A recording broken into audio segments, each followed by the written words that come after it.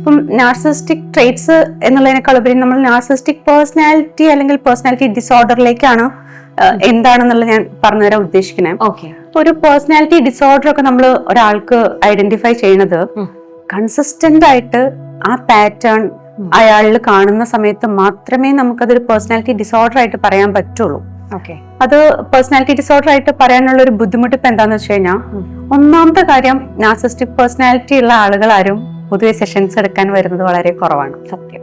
Okay, so clinically പ്രോപ്പറായിട്ട് ഒന്നുകിൽ ഒരു ക്ലിനിക്കൽ സൈക്കോളജിസ്റ്റിനോ അല്ലെങ്കിൽ ഒരു സൈക്കാട്രിസ്റ്റിനോ ഒക്കെയാണ് പൊതുവെ ഒരു ഡിസോർഡർ എന്നുള്ള രീതിയിൽ ഡയഗ്നോസ് ചെയ്യാനുള്ള ഒരു ലൈസൻസിങ് ഉള്ളത്. പക്ഷെ അങ്ങനത്തെ ഒരു ക്ലിനിക്കൽ സെറ്റിംഗ്സിലേക്ക് ഇവരാരും വരാത്തത് കൊണ്ട്, അല്ലെങ്കിൽ വരുന്ന പോപ്പുലേഷൻ വളരെ കുറവായതുകൊണ്ട് ആ ഡയഗ്നോസിസ് ആളുകളിലേക്ക് പോകുന്നത് ഇന്നത്തെ കാലത്ത് വളരെ കുറവാണ്. പക്ഷെ നമ്മൾ റിയൽ ലൈഫിൽ അങ്ങനത്തെ ആളുകളെ കാണുന്നോ എക്സ്പീരിയൻസ് ചെയ്യുന്നോ ഒക്കെ ഉണ്ടാവാം. ക്ലിയർ ആണോ ഞാൻ പറയുന്നത്? അപ്പൊ എന്താന്ന് വെച്ചാ, ഈ പേഴ്സണാലിറ്റി ട്രേറ്റ്സ് വരുന്ന ആളുകൾക്ക് അത് പേഴ്സണാലിറ്റി ട്രേറ്റ്സ് കൊണ്ടാണോ അത് വേറെ എന്തെങ്കിലും അസുഖങ്ങളുടെ സിംറ്റം ആണോ എന്നുള്ള ഡിഫറൻഷിയേറ്റ് ചെയ്യാനുള്ള എബിലിറ്റി പലപ്പോഴും നോർമൽ ആളുകൾക്ക് ഉണ്ടാവാറില്ല.